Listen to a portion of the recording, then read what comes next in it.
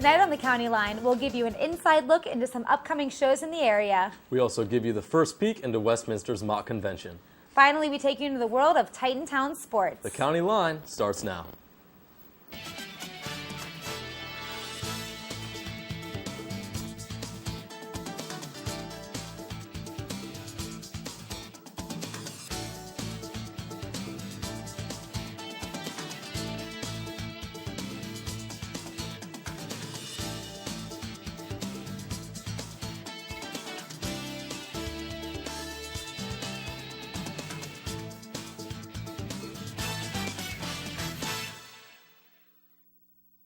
Good evening and welcome to the County Line. I'm Drew Trifolis. And I'm Melissa Hanna. Coming up, we try our luck by visiting local bingo halls, but first, a change in the driving law.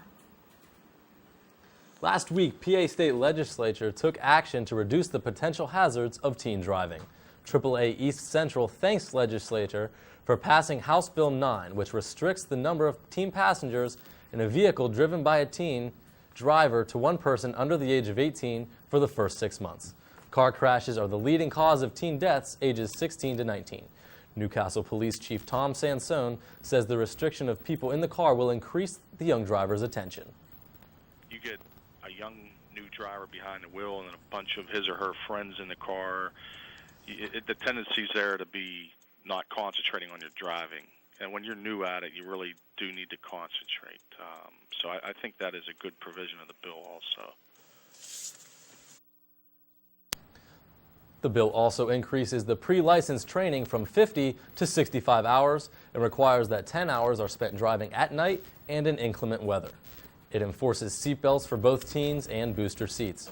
Inexperienced drivers are usually more apt to fall to peer pressure, more willing to take risks, and be distracted by other passengers. Bingo is a very popular form of gambling dating back to the 1500s.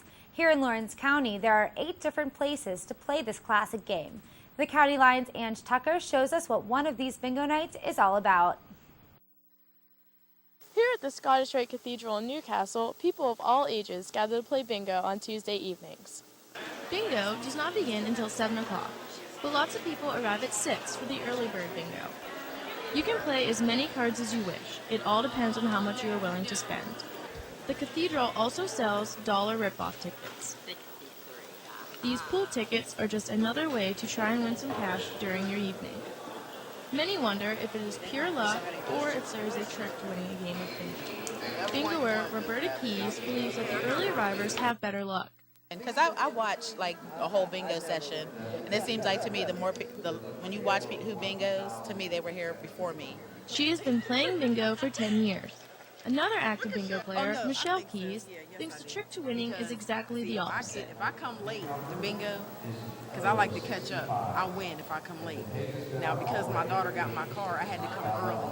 So I hope I win because I'm not used to coming early. Others feel that the only thing involved in winning is luck, as Kathy Nichols explained. Bingo! If the ball comes up for you, you're good.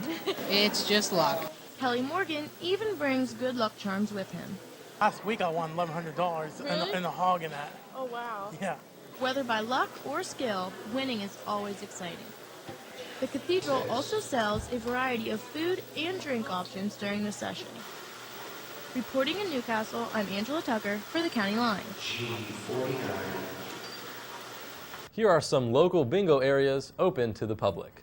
The American Legion number 343 has bingo Wednesday and Saturday evenings at 6. DSV Club Bingo begins at 7 p.m. on Saturdays, and the Taylor Township Athletic Association Bingo is on Wednesdays at 10 a.m. and Fridays at 7 p.m. The Crisis Shelter of Lawrence County is receiving a grant of $250,000. The funds from this award will help provide assistance to victims of domestic violence, dating violence, sexual assault, and stalking who are homeless or in need of transitional housing. The Crisis Shelter is a nonprofit organization located in Newcastle that provides direct services to victims of domestic violence and education, awareness, training, and leadership initiatives to the community. Paint for Peace is the theme for the Crisis Shelter's domestic violence rally on October 27th at the Scottish Rite Cathedral in Newcastle. Westminster College will also host their own Paint for Peace on campus during the Get Informed, Get Involved event on October 18th. The event brings awareness to domestic and dating violence. Student art will be displayed at the McKelvey Campus Center from October 11th through the 18th. Coming up after the break, we meet a Westminster grad who has landed herself on a hit reality TV show. More County Line is on the way.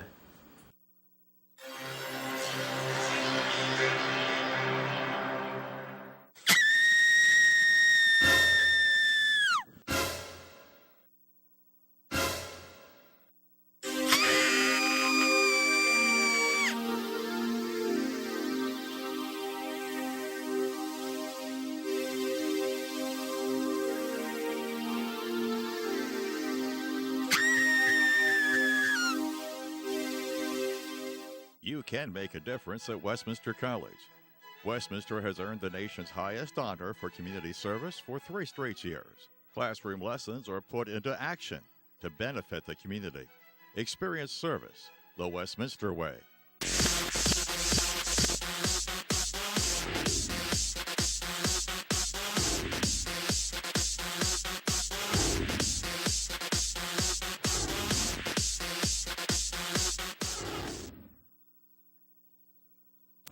Three Westminster College alumni have competed on reality or competition television shows in the past decade. Amber Burkich-Mariano won $1 million and found true love on 2 tours of Survivor and also competed in Amazing Race. Sarah Tim learned how to manage finances on Till Death Do Us Part. One alumna is now learning about diet and exercise while competing on this season's The Biggest Loser. 2007 graduate Jessica Limpert is a contestant on Season 12 of The Biggest Loser. The 26-year-old Pittsburgh native earned a bachelor's degree in biology and works at Allegheny General Hospital. Limpert admits her weight problem began her freshman year of college. The Biggest Loser runs on NBC at 8 p.m. on Tuesdays. Westminster College celebrates its annual homecoming with a variety of activities from October 14th to the 16th. The parade will take place Saturday at 10:30 a.m. on Market Street. The floats will feature the themed Broadway musicals. The parade will also feature the Westminster College and New Wilmington marching bands. The Titan football team plays Waynesburg University at 1 p.m. and at halftime we will crown the King and Queen. The Queen candidates are County Line's very own Courtney Crown, Becca Schuster, Tawny Darby, Alex Cochran, Aaron Abbott, and Sarah Avery. The King candidates are Dan Matt, Sean Black, John Reinowick, Nathaniel Cronenwetter, Kyle Gillespie, and County Line's Adam Carswell. Good luck to all the candidates. Theater Westminster presents Garson Cannon's Born Yesterday, October 13th through 16th in Beagley Theater. Curtain rises at 7:30 p.m. Thursday through Saturday. Sunday's matinee is at 2:30 p.m. The classic production takes place in 1946 and follows a woman who learns about democracy and how the government works. General admission costs $10. Senior and non-Westminster students cost $7. For faculty, staff, and students, admission is free. You can reserve your tickets online at the Westminster website. Westminster College hosts 6 planetarium shows for all ages this year. Star and space lovers can go to the college to see presentations about black holes and the mystery of the Christmas star. The planetarium recently partnered with the biology department to welcome a new show on the natural selection. Some also include outside stargazing. The planetarium and 360-degree dome is located in the Hoyt Science Center.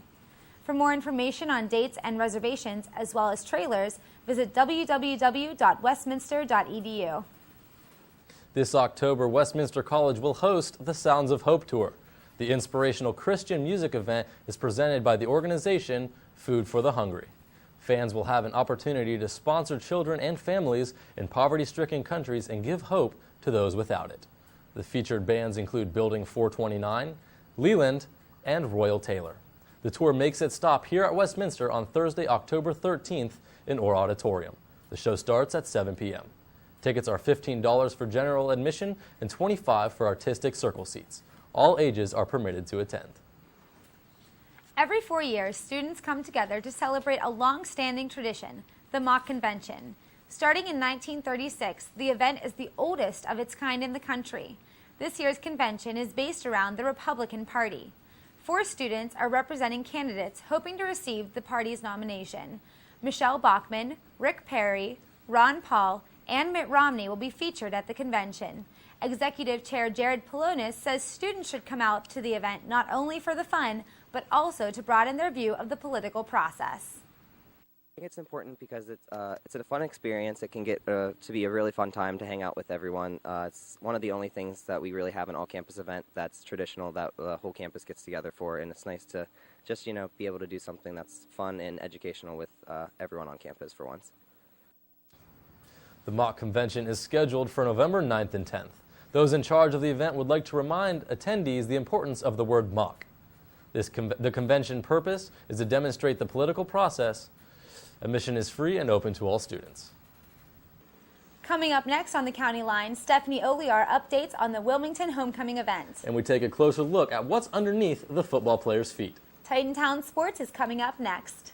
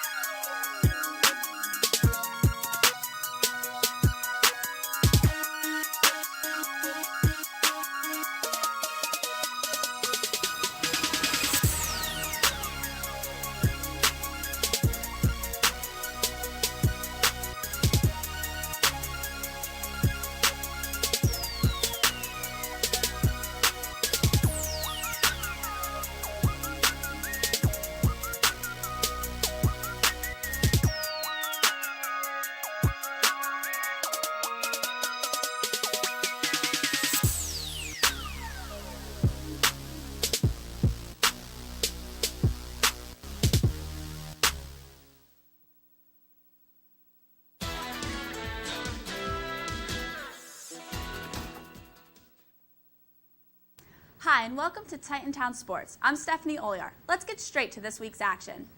The Wilmington and Hickory football game showed how tough the Greyhounds are this season. Wilmington grabbed its first victory in the rival with the Hornets in 3 years. It also gave Terry Varelli his 255th win. Many of the young men on his team this year are the sons of former Wilmington players. Varelli has coached multiple generations of Greyhounds and says seeing his former players come to the games to cheer on their sons helped him realize just how long he's been coaching the team.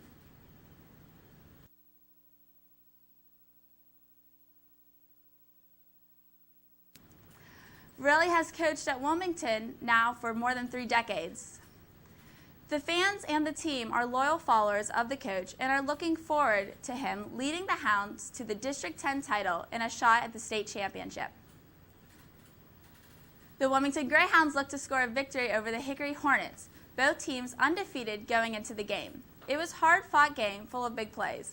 It was Wilmington's homecoming, and senior Allison Drake was crowned homecoming queen. Back on the field, Greyhounds for a win on a blocked extra point with 55 seconds left to go. They hope to remain in first place in their region as they prepare to host Grove City at 7 p.m. on Friday at Greyhound Stadium.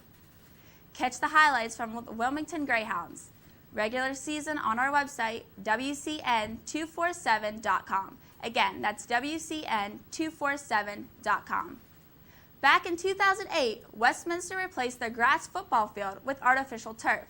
Titantown Sports' Joe Ligo gives us an up close and at the field and finds something hiding in the fake grass. We rarely put much thought into the field here at Westminster College's Harold Burry Stadium.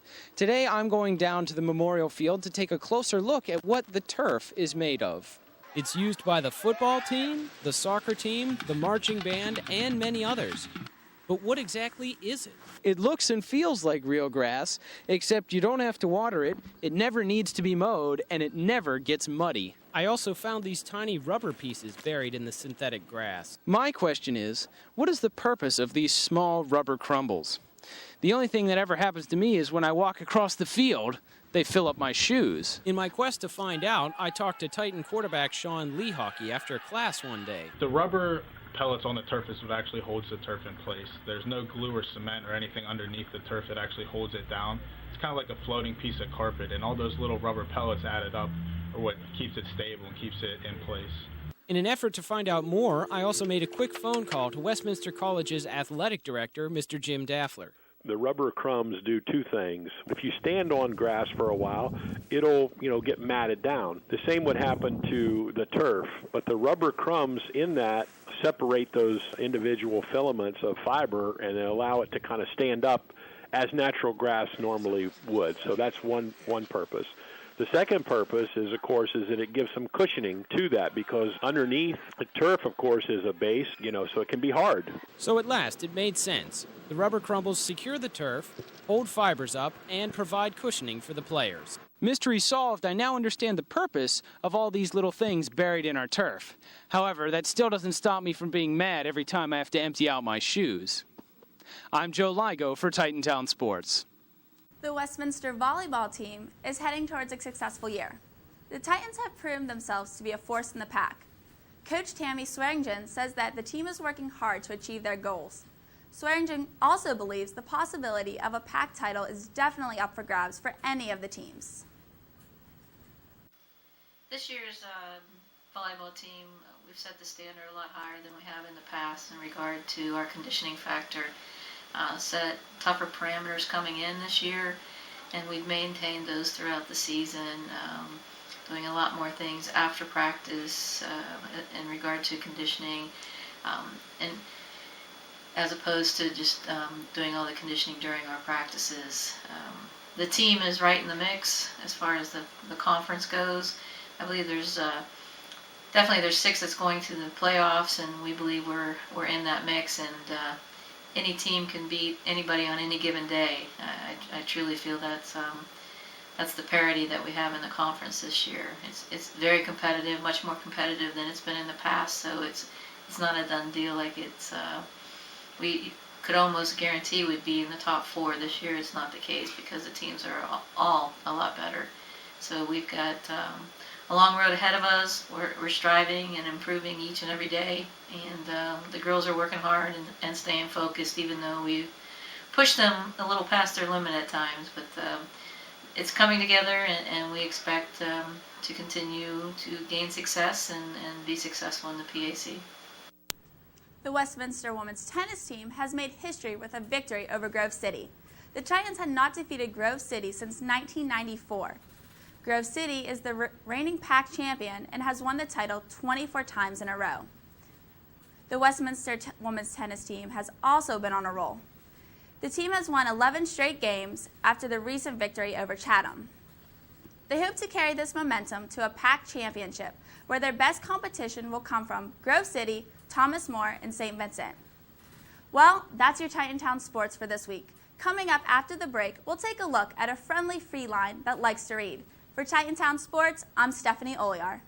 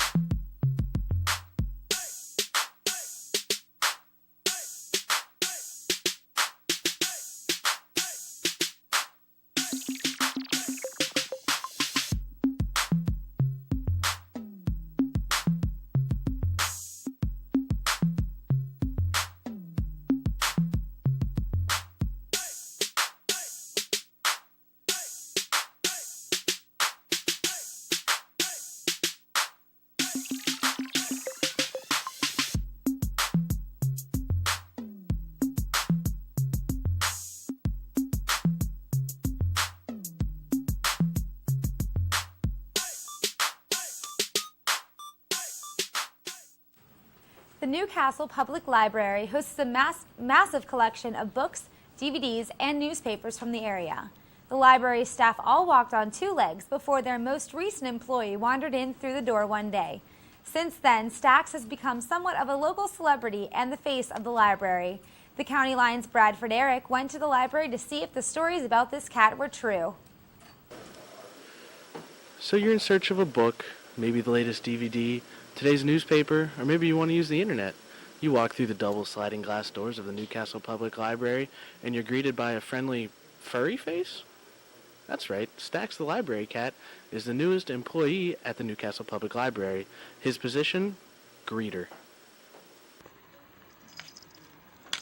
This is Stax, and his humble home is the Newcastle Public Library. Stax is quite loved by many. Everybody loves them when they come in. Everybody sees them and they smile. They say, "You have a library cat," and they smile and they laugh. And Recently, Stax found his way to the library and refused to leave. he walked through the doors one August. Yeah, he walked in. We put him back outside. He just kept walking back in. So just figured he wanted to stay here. He makes working at the library very interesting, and he even has his own daily schedule and job. During the day, when we first open up, he runs around. He mainly stays down here on the first floor. You know, he has the run of the first floor down here. And then in the afternoon, he kind of takes his break. But he likes it when the kids come in for story time. He knows. He goes over there. He waits by the stairs for them to come in and see them. And just he goes over and he greets people. So that's mainly what he does. He walks around. He likes to sit on the window sills. Likes to go out and play by our Christmas tree, stuff like that, yeah. Stax's name came easy to the employees as he was always found among the books. Many patrons of the library enjoy having the furry feline around. And I think it's a good idea to have that little cat here. That's my opinion. Because I love animals. So if you're looking for a cozy place to read and relax, or a new friend, head to the Newcastle Public Library. I'm Bradford Eric reporting for the County Line.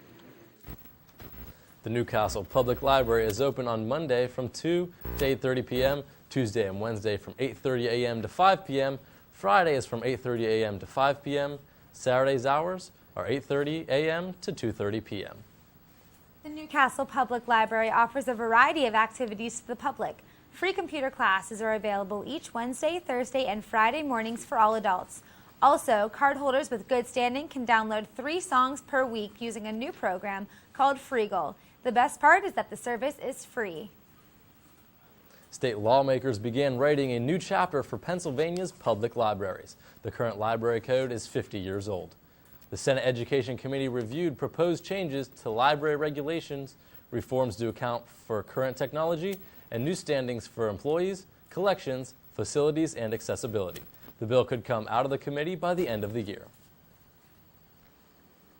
The Wilhelm Winery opened its doors in 2000 and has seen an increasing number of visitors, business, and popularity. Alyssa, did you know the owner, Gary Schilling, started his business in his basement? No, Drew, I didn't. We should probably go there right now. We should. The County Line's David Nicholson and Corey Emanuel give us a first-hand look at what goes into the making of the delicious drinks. I'm David Nicholson at Wilhelm Winery in Mercer County, 4 on the road. Constructed 100 years ago, this old barn is now home to Wilhelm Winery. Owner, Gary Schilling, tells us how he makes his wine. We bring the wine in or the juice in, and we'll start a fermentation process. And what's going to happen is it's going to end up into these tanks, and we're going to inoculate it with yeast nutrients, the strains of yeast that we want to use onto it, and then we start the fermentation process. The fermentation actually only takes anywhere from like a week to 2 weeks. Oh yeah, it's working. How can you actually tell when it is fermenting? Well, see the little bubbles. Yep, that's the yeast doing its job. It's eating the sugars and making alcohol. Now, once it starts fermenting like that, we'll come down and we'll stir it at least once a day. Make sure it's getting an even fermentation. Everything, we'll keep monitoring how much of the sugars it's consuming. And then when it's done, basically it'll be out of sugars. And then your alcohol's in it, and you have, at that point, raw wine. And once it ends up into a juice form, it'll go into these tanks. You can smell the aroma in this room. That's because this particular tank right here is fermenting. These chambers store wine for up to 2 years before it is bottled. I gave some of the wine a taste to see what the buzz is all about.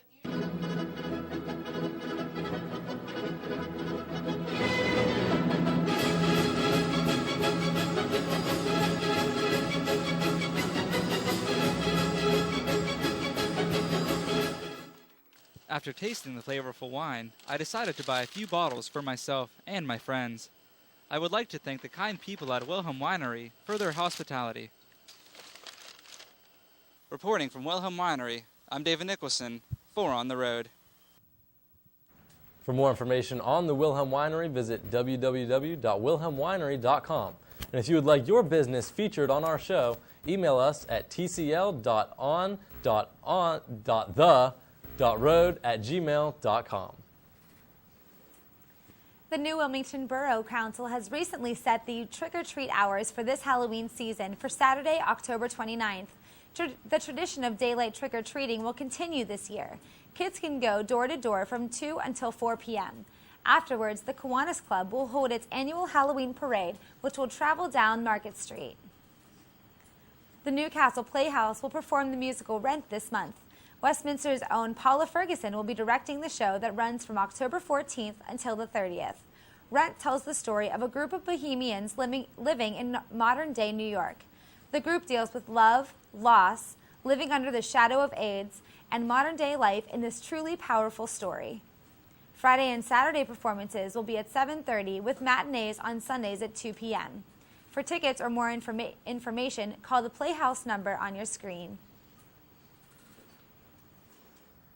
The Playhouse will perform The Wizard of Oz as its next show.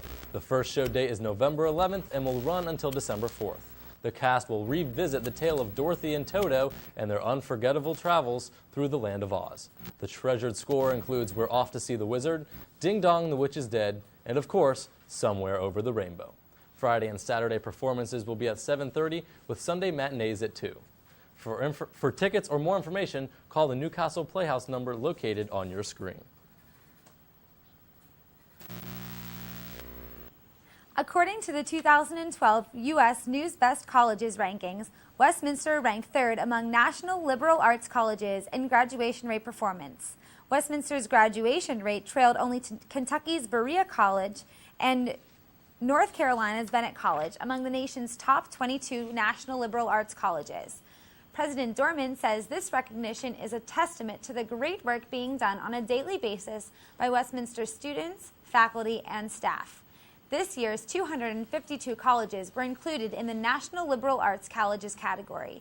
These institutions emphasize undergraduate education and award at least 50% of their degrees in the arts and sciences.